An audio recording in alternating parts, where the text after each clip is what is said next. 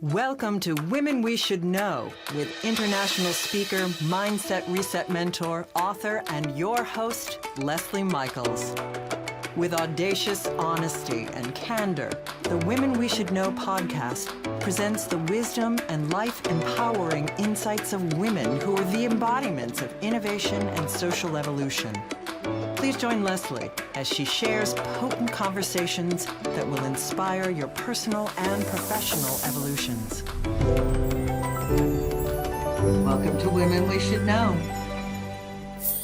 Welcome back to Women We Should Know, the podcast where we consistently bring you the most amazing women of audacity and ferocity, women of innovation, who are challenging the status quo and breaking down paradigms that it is time to see go into our past.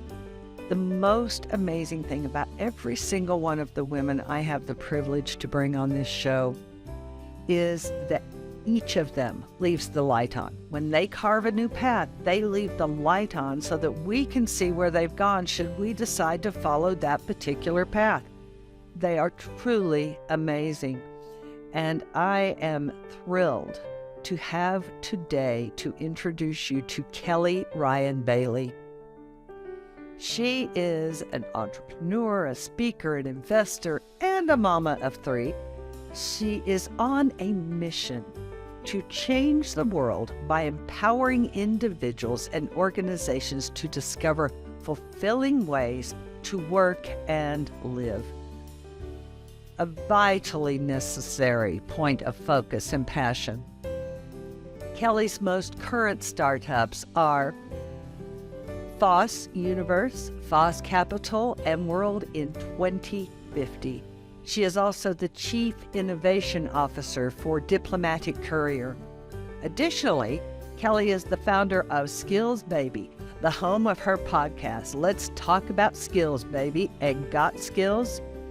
She is also a fellow at Salzburg Global Seminar, an investor in Readocracy, and founding partner of Equity Cities. Kelly holds advising roles with Bast AI, Adept AI, and Innovation Foundation powered by the Adecco Group, a social innovation lab that creates practical solutions to increase employability of underserved populations. That is such an important role. Last but not least, she acts as global ambassador to the Mother's Monday movement, a community of leaders reinventing the relationship between motherhood and work so that ambition and caregiving can coexist. And CareForce, a community advancing the care systems via radical collaboration.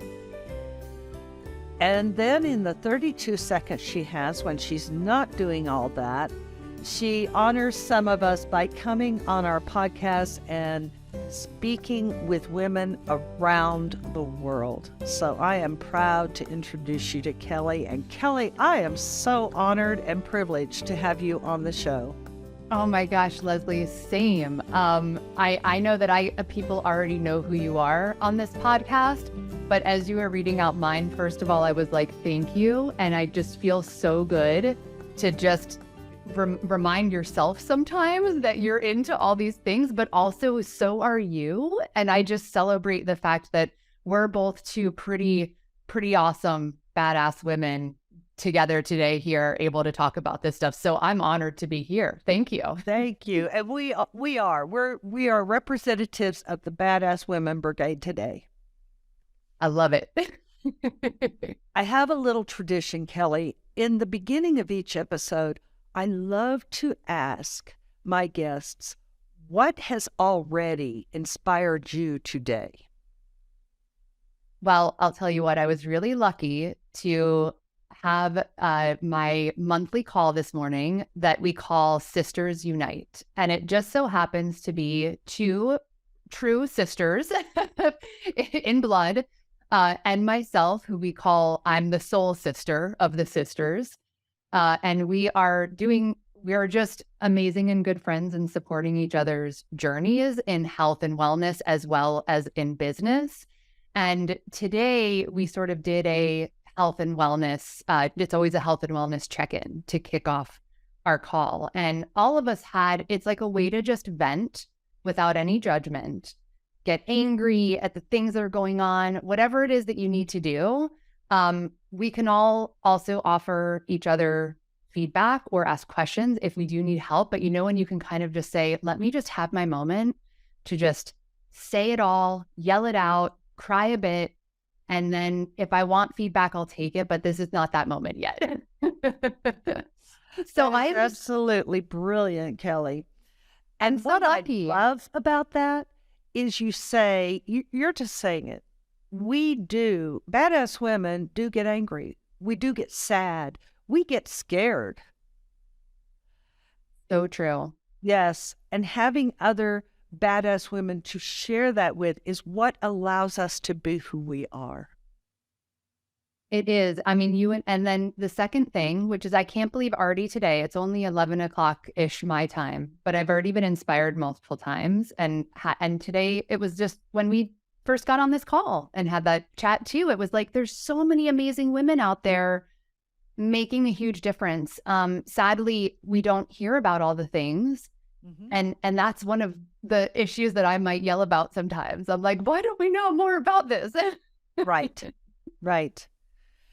And that's why you and I have podcasts, is so that we can give voices, so that we can amplify the voices and the innovation of those women who don't have a Michelle Obama platform. We love Michelle, but not everybody can have her platform. So I know it is for me, and I know it is for you, always a privilege to be able to amplify those voices.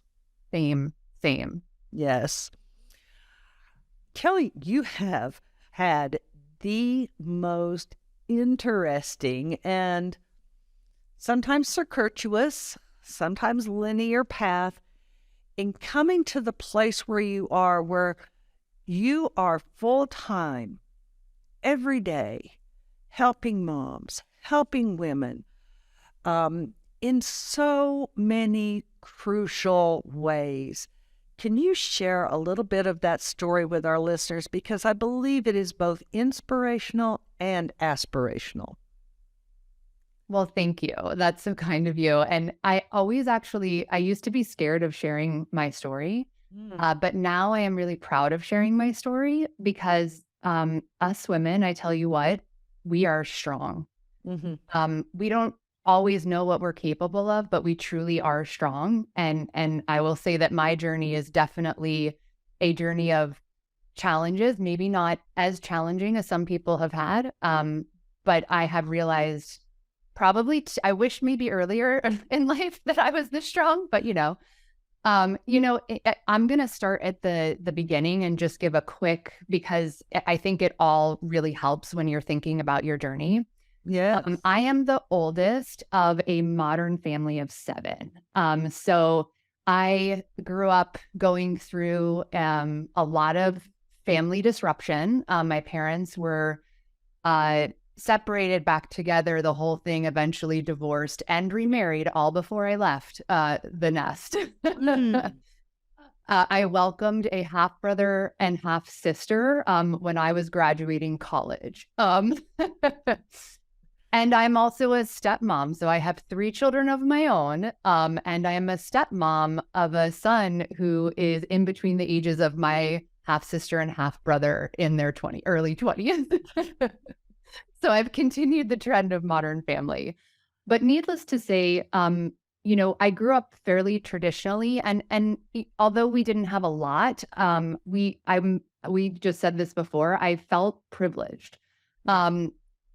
And yes, I struggled, but I truly believe, like, in my mind, the way I was raised, there were certain expectations when it came to being a woman. And those expectations were, you're a very pretty young girl and you must always look perfect.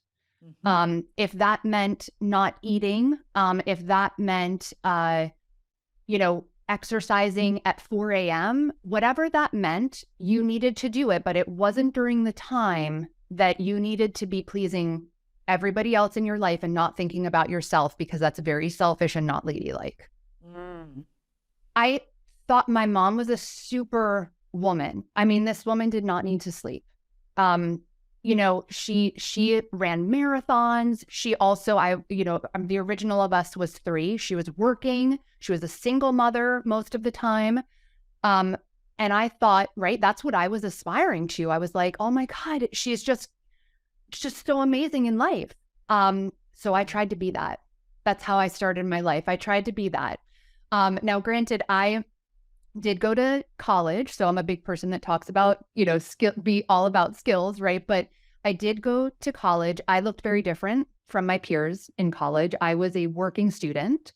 So I went to class sometimes during the day, sometimes in the evening with people my age.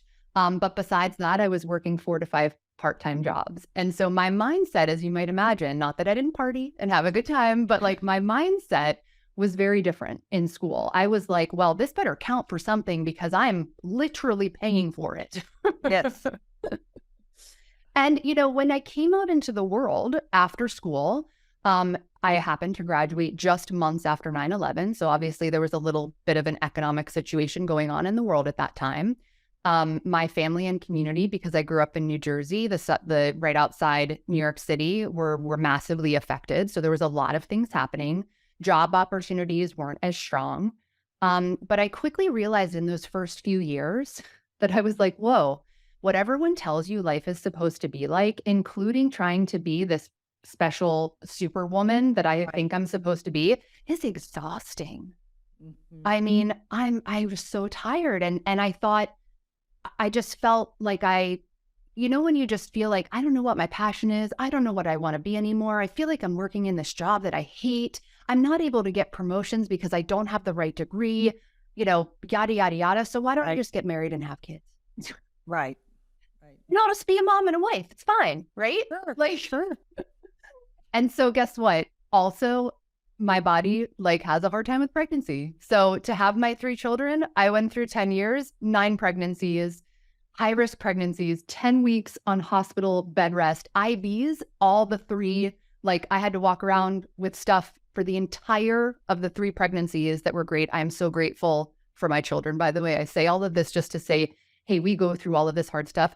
I was working during that time off of a BlackBerry on bed rest in the hospital, did not stop working.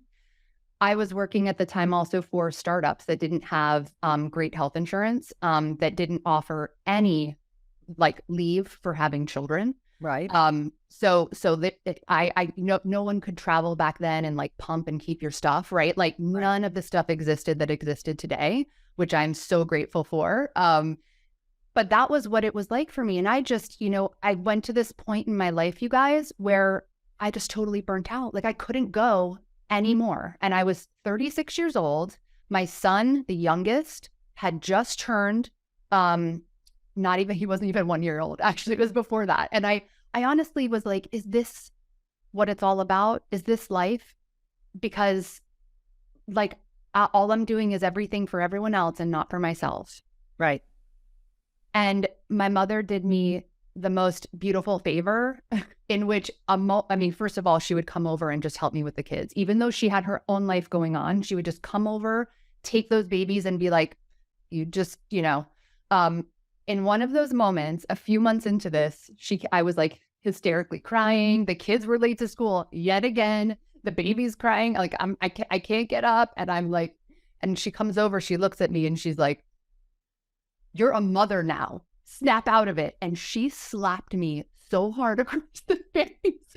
I'm telling you, I'm so grateful for this moment. But in the moment, I was like, How dare you do that? yeah, I was like, well, guess what? I'm not living life like this. I was not suicidal or anything like that. I just was angry that this was the expectation of us to kill ourselves Right. over everything else. And I was like, yes. And it, even though it made me mad in the moment, it made me stop and think, you know what? You're right. I don't want my kids to see me like this, but I don't want to live life this way. And I'm going to find a new way. And that's basically what I know. That's this little portion of the whole story, but that's what happened. And in that moment, I said, you know what? I'm going to find a new way. And I started figuring out, and it didn't look like what society expected.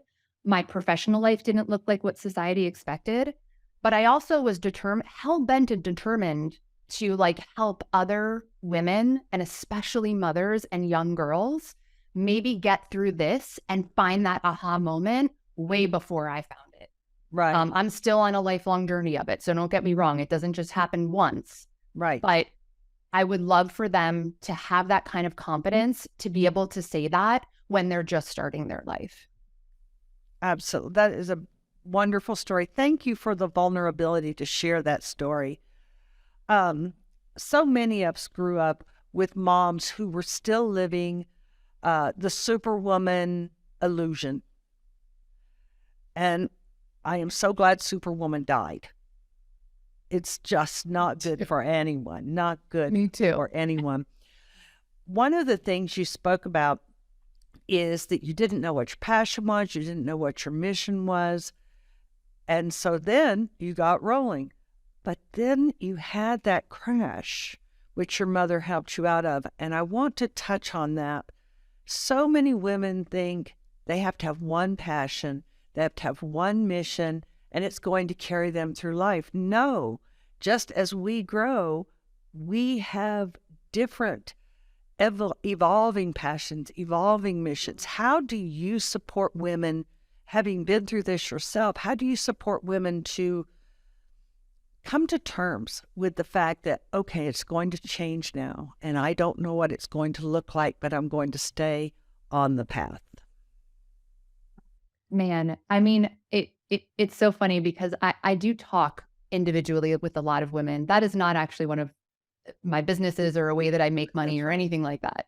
But, when I hear another woman that's on the path, I share my story. And when I have the opportunity, I talk it through with her and explain that it is a firsthand account of someone who could not have been more scared. I mean, guys, I wasn't brushing my teeth, putting on deodorant. I was a mess, a total mess.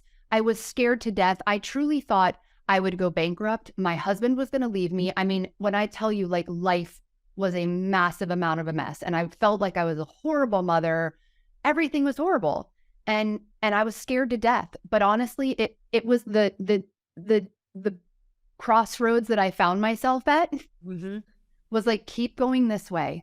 I mean, it was so bad, right? That if I kept going this way and it was this bad, but I was going to try to go this way, I mean, what just happens? You just fall back into it being this bad. Is that so bad? Right? I was that's the worst case scenario. The worst case scenario is it doesn't improve. Right. But And take so I the was chance. what do I have to lose? And I just talked to them a lot about, and it's those little constant reminders. This is not you have one conversation and yeah. I mean, every single day I struggle. Yesterday, I can't even tell you how many times I cried. I've been working through a transition. It is very difficult. It is emotional.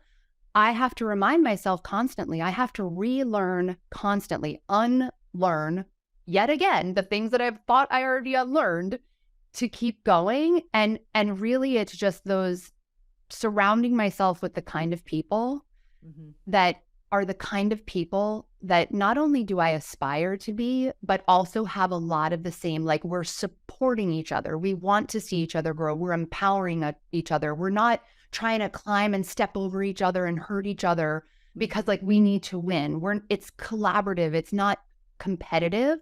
When I surround myself with these kind of people and I started to say no to the other people, which is a super difficult thing to do because people don't like when you actually choose yourself. And family doesn't like it either, by the way. They were like, what? You used to make us dinner. No, I don't anymore. You're old enough to make your own dinner and you could make me dinner. There's little things like that you have to go through. And I just try to be supportive. Sorry for the long answer for that, but it is sometimes it's just not a one thing. Answer. Yeah. It's just not there's not a shortcut. And the thing I really appreciate is your vulnerability to speak to women about what you and I both know. It never stops. If we are growing, we're going to hit hurdles. We're going to have days when we just break into tears unexpectedly, sometimes inconveniently, but you keep going, which circles back to what you said in the beginning. Women are strong. Women are strong. It's just a matter of giving each other permission to reach in and find that strength. And one thing I'm just going to say before you Yes. move on from this one topic, if you don't mind, you guys may see, not. if you're watching this, all of the things that I have here in my office and studio to remind me, letters from women that have just, I've had one conversation with, or letters from my supporters and friends where they were encouraging me on a hard day. I keep a little graphic that you guys can't see behind me that is a circle of your comfort zone, because everything in your comfort zone is very easy. It's not hard, but as soon as you reach out where all the goodness is outside of your comfort zone, all of what you just described is out there. So that's why every day is a struggle even more. And so before you can reach outside your comfort zone, you basically need to get yourself to a stronger place, a stronger foundation, so that you can handle the challenges that are to come of trying new things. I love that. I'm glad you threw that in, because as you were talking about the cards and letters you have on your wall, I thought, well, that would be good for me to pull those out of my computer, print them up on nice paper or whatever, and put them up as reminders. All of us can use that. That's brilliant. So many things I want to talk about, and we're going to have to just touch on a few, and then hopefully you'll come back again another day. But I know you have a strong heart for this project called Elite Cities. Could you tell us about that?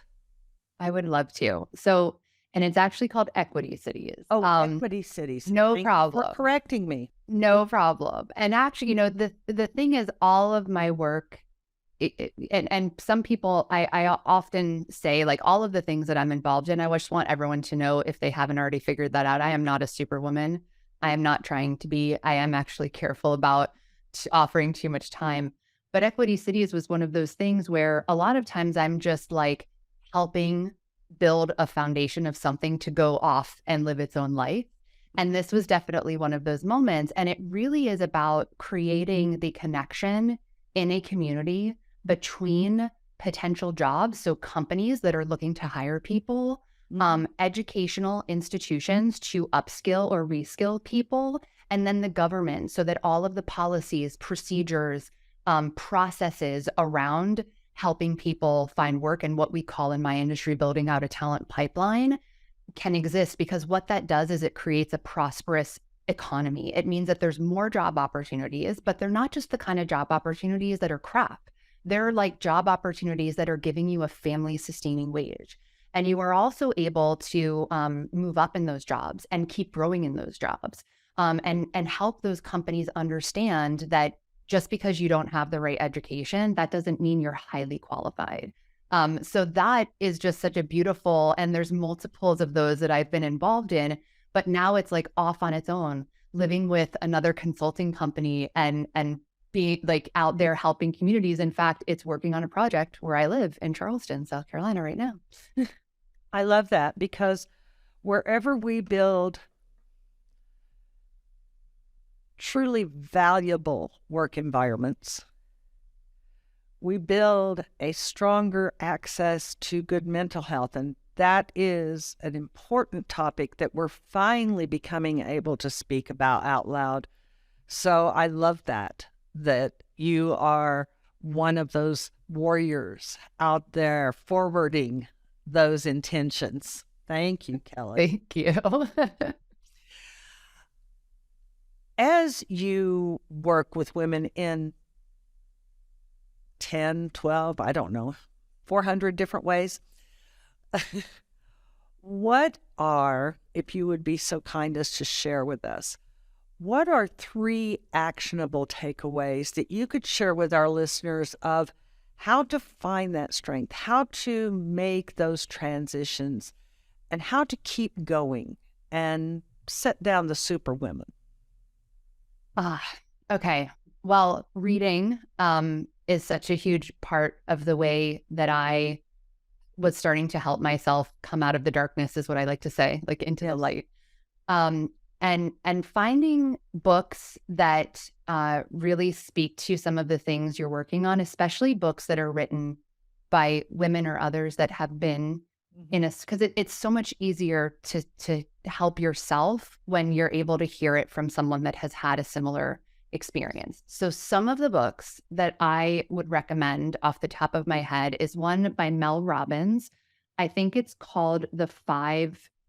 I'm not sure if she has two books now, because I'm like, I think the new one is The Five Habits. The other one, but it's Mel, M-E-L Robbins.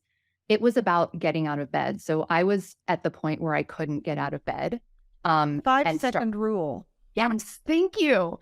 So I couldn't get out of bed, and that was like a book that really helped me. The Power of Now by Eckhart Tolle is one of my favorite books. And again, remember, like, use the emotional state that you're in to determine what you're reading that day. So some books for me create more sadness or frustrating. And if I am going through a time when that emotion is very raw and I need to focus more on a book that's empowering me and making me feel positive, I don't not like just read one book at a time, front to finish. I'll be like, you know what, I'm going to put this one down for a second. I'm going to pick this one up because this one's making me feel really good. So reading is like one of those things. And at least there's two books to start helping you with. Because a lot of us read on social media, I think creating your own boundaries on social media is extremely important to do. I recognized that my scrolling on Instagram was actually making me fairly angry and also like feeling horrible about myself because I could never live up to these amazing women that were like doing all the things that they showed on Instagram. Right. So I actually unfollowed you. We have control, you guys, of what we see in our social media feed. Like some people think the algorithm controls us. No, you control the algorithm by setting boundaries. And so you can follow the people you want to follow. You can unfollow things. You can not see certain ads. You can make the choices of what you see, but also set timers for yourself. Because listen, when you don't live in the real world and go through the hell, the hell meaning the problem, to the other side, and you try to just distract yourself, it's not going to get better. No. So sorry, that was a 1A1, but I'll make that my second one, even though that's still kind of reading. And then the third one for me is every day, my day is around what makes me the best person. So that means my schedule, when you look at my calendar, starts off with what works for me. So I have meditation and or prayer, whatever your comfort zone is. That's what I do when I wake up before the kids. I have my coffee. It's literally in my calendar, you guys, because I can't even handle it. But everything like exercise happens. My work and work doing stuff with the kids, that's all secondary. It's me first and then everything else after. And if I can't fit all those things in the day, then I look at everything and I prioritize. But I'm never deprioritized ever, unless someone's sick. Sometimes these things happen, right? Like you just the things, but truly for the most part, it's about me first. So those are my three. That is so important. And it is the antithesis of what we are taught when we are young.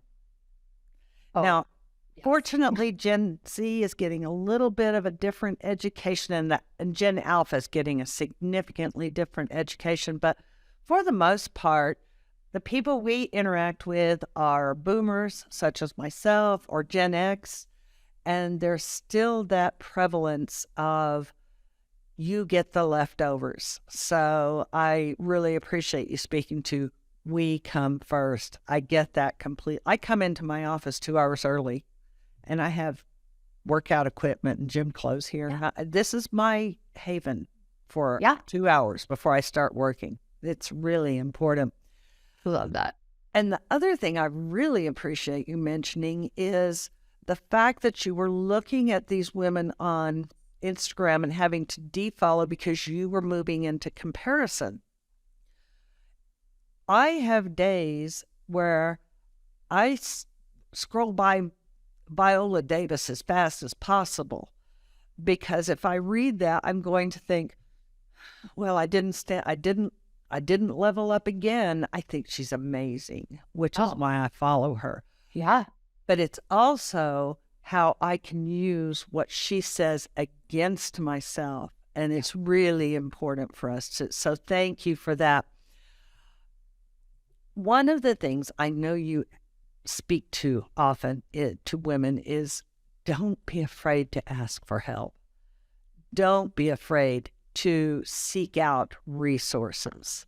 Can you just touch on that, please? Oh my gosh. Thank you so much for raising that, because I think this is one of the hardest things for us to do, because the shame and the failure, especially when the question is around helping with your own children, right? But listen, the old adage, the what is currently asked of women or expected of women that are raising children today, or I know it's about parents, but we're talking to women today, so I'm just going to keep That's it at right. that. And also we still get a hefty bit of the load on that. The thing is that no one gave it, like, it was a village back in the day, right? Like Yes. it wasn't you alone without family or help anywhere and No. not being able to afford childcare or anything else you need. Okay, guys, like, it wasn't any of that. We weren't sent home with some manual on how to take care of these babies, right? Like, we had to figure it out ourselves. And the dynamic between what happens in your home, a lot of it was, it wasn't my husband's fault, by the way. Like, we were both acting like traditional 50s family. I did not ask for help because I thought that was inappropriate. I resented it and was very mad at him. But he was like, oh, I didn't even know you needed help, because in his growing up, the woman also took care of everything in the house. Like, he wasn't being rude, but as soon as I started saying it, now granted, there was complaints. So I want everyone to know this wasn't just like this just happened. I also suggest reading Fair Play by Eve Rodsky. She does a fantastic job. There's playing cards to help figure this stuff out at home, the home part of asking for help, which is the hardest one of asking for help. But the thing is, what for me, again, this is different in everyone's home. I started asking for help, and at first there was resistance. At first there was backlash. And then I finally was like, I'm just going to stop doing it. It's not my responsibility to clean up after your mess. It's actually not my responsibility to do your laundry, even if you're a child, by the way, because I was doing my own laundry by the time I was 6. So Right. it's not my responsibility to make your meals after you are fully capable of making your meals, even if that's sometimes a sandwich or a bowl of cereal. I'm not here to take care of my husband like a maid. So it was like me just hitting that rock bottom moment to say, I'm just going to stop doing it. And guess what? Someone did the dishes. People figured it out. They still fed themselves. Like, they may have been getting donuts, but it was still done.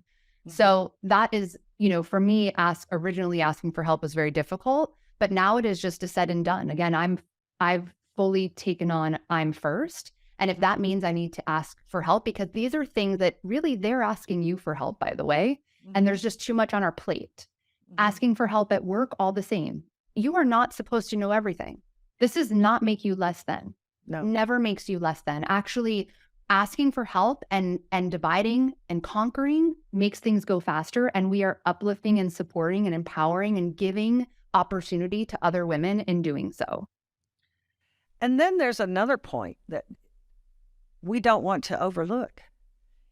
If you are asking for help and you have 2 adult partners cooperating in the home, you are giving the greatest gift of all to your children. They're not being raised with the misconceptions that we were or that our parents were. You are blessing your kids. They're going to whine about it. They're going to throw fits about it. Totally. But they're going to also reach that age. We reached it where all of a sudden the parents become really smart. And they're going to look at it and realize the gifts they were given. And so I just wanted to throw that in there. Totally. We're a team. Like, the family's a team, right? It's not just like, oh yeah, because you're the woman and you're the mom, you take it all on. We're a team. Yes, we are a team. Listeners, I'm going to do for you what I always do for you. I'm going to put all of Kelly's links, every single one that she'll let me wrestle away from her. I'm going to put them in the program notes. So when you finish driving or you finish jogging and you want to sit down and actually watch the video that you just listened to, all of that will be there. When you go there, please subscribe, like, and then the two most important things. What one woman do you know who would benefit from hearing from Kelly's wisdom today? Just one. Be a good sister and share this episode with her. It's not your job to make sure she watches it, but it is every one of our jobs to be a good sister. Just send it forward to one. And then also comment. Here at Women We Should Know, we are totally dedicated to inspiring, expansive, and new conversations. So leave a comment, subscribe, like, share, leave a comment. I don't think I've even taken up 5 minutes of your time, and we will appreciate it. Thank you. Kelly, thank you for being on. And before you dash away, I know you and I have, well, a number of things in common, but one thing that we really have in common is carrying that torch of reminding women there is enough for all of us. Competition, comparison is never going to get us there. Could you just offer some words of wisdom to that before you dash off to your busy life? Oh, I would absolutely love to. Think of it. I'm going to use us as the perfect example, Leslie. You and I both have podcasts. Yes. My old self would have been like, well, I would never suggest anyone listen to Leslie's podcast because that's less listeners for me, right? Right. Think about the way that you receive help. Like everyone, for a moment, just close your eyes, right? The thing is, you might come across something that helps you. Maybe I'm not your cup of tea. Maybe the way that I talk or the way some of my guests talk is not helpful to you, but Leslie is, or one of Leslie's guests are.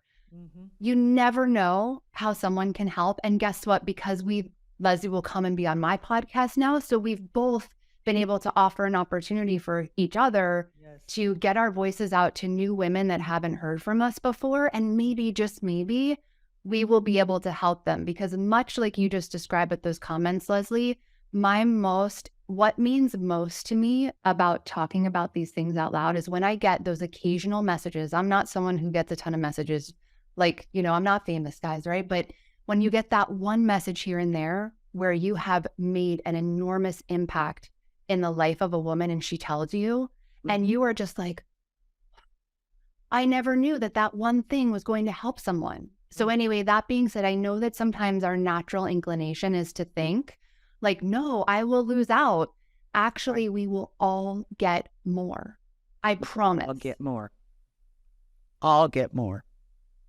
Sharing begets sharing.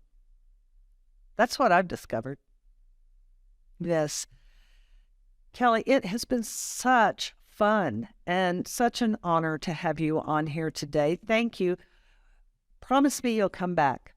Oh my gosh, in a heartbeat. I cannot wait to do another one with you on mine. So thank you so much for this opportunity. Absolutely. Thank you. Okay, listeners, now I just know that you got a number of wonderful nuggets from Kelly today. Now, for those of you who are new, I'll tell you what we do with those. We write every nugget down on a separate piece of paper. And we just toss it on the desk, toss it on the bar as a gift to our future self. Because we're going to come across it in a week or 10 days or 2 weeks. We're going to be able to look at that and say, what was that? How did that speak to me? What about that touched me? And we get to take it into a new level. We get to take it into a new level of expression. So throw your nuggets everywhere and come back across them. And Kelly, what do you have for us? So as you were saying that, I was like, oh my gosh, this is something that I do. So I am holding a very large mason jar for those of you that cannot see us and are just listening on the podcast. And it has basically little pieces of paper. Now, I have one that's for me and one that's for my business. And every week on Friday, I write down on that the thing, or if in a moment I think of a thing that has inspired me, I write it down and I put it in this jar. Every Friday, I look back at my week and I think, what is an accomplishment of this week that I feel good about? Sometimes these are not big things, just to let everybody know. Like sometimes it's just like, guess what? I got through something really hard this week and I'm very proud of myself. And then at the end of the year, I have collected all of these wonderful things and I get to sit down and read through them. I've dated them and I get to read through them. And it is so inspiring and a reminder to all of us of all of these little things that we would have forgotten, even just over a year, and how far you come, you guys. That is fabulous. Okay, I'm going to print out my letters from my people and put those up. I'm going to get myself a mason jar. All I have to do is open the cabinet. I love those ideas. I love those ideas. Thanks for sharing. You're welcome. Women, I hope you have a most amazing day and week. And as you go through the rest of it, please remember, you truly are stronger and wiser than you know.